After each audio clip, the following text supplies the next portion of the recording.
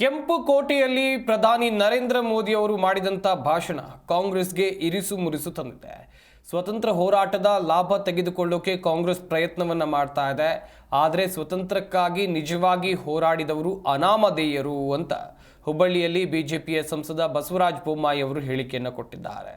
ರೈತರು ಸೇರಿ ಎಲ್ಲ ವರ್ಗದ ಜನರು ಒಗ್ಗಟ್ಟಾಗಿ ಸ್ವತಂತ್ರಕ್ಕಾಗಿ ತ್ಯಾಗ ಮಾಡಿದ್ದಾರೆ. ಆದರೆ ಅದರ ಶ್ರೇಯವನ್ನು ಕಾಂಗ್ರೆಸ್ನವರು ತೆಗೆದುಕೊಳ್ಳುವಂಥ ಪ್ರಯತ್ನವನ್ನು ಮಾಡಿದರು. ಹಲವಾರು ಸೇನಾನಿಗಳು ಪ್ರಾಣ ತ್ಯಾಗವನ್ನು ಮಾಡಿರುವಂಥದ್ದು ಗೊತ್ತಿರುವಂಥ ಸತ್ಯ ಅಂತೇಳಿ ಮಾಜಿ ಮುಖ್ಯಮಂತ್ರಿಗಳು ಹಾಗೆಯೇ ಹಾಲಿ ಸಂಸದರಾಗಿರುವಂಥ ಬಸವರಾಜ ಬೊಮ್ಮಾಯಿ ಅವರು ಈ ಹೇಳಿಕೆಯನ್ನು ಕೊಟ್ಟಿದ್ದಾರೆ.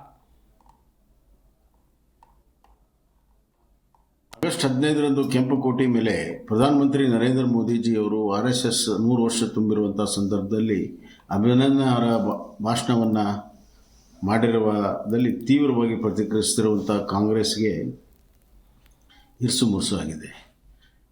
ಸ್ವತಂತ್ರ ಹೋರಾಟದ ಸಂಪೂರ್ಣ ಗುತ್ತಿಗೆಯನ್ನು ಕಾಂಗ್ರೆಸ್ ತಗೊಳ್ಳೋ ಪ್ರಯತ್ನ ಮಾಡ್ತಾಯಿದೆ. ಆದರೆ ನಿಜವಾದ ಹೋರಾಟ ಮಾಡಿದರು ಅನಾಮಧೇಯ ಹಲವಾರು ಸ್ವತಂತ್ರ ಸೇನಾನಿಗಳು ತಮ್ಮ ಪ್ರಾಣ ಎಲ್ಲವನ್ನು ಕೂಡ ಬಲಿದಾನ ಮಾಡಿರುವಂಥದ್ದು ನಮ್ಗೆ ಗೊತ್ತಿರುವಂಥ ವಿಚಾರ.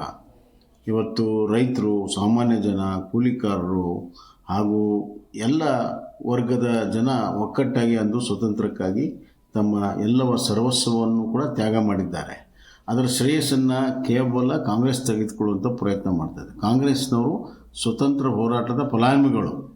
ಮಹಾತ್ಮ ಗಾಂಧೀಜಿಯವರು ಕಾಂಗ್ರೆಸ್ಸನ್ನು ವಿಸರ್ಜನೆ ಮಾಡಿ ಅಂತ ಸ್ವತಂತ್ರ ನಂತರ ಹೇಳಿದಾಗಲೂ ಕೂಡ ತಮ್ಮ ಸ್ವಾರ್ಥಕ್ಕೆ, ತಮ್ಮ ಅಧಿಕಾರದ ದಾಹಕ್ಕೆ, ರಾಜಕೀಯ ಲಾಭಕ್ಕಾಗಿ ಮುಂದುವರ್ಸ್ಕೊಂಡು ಬಂದಿದ್ದಾರೆ.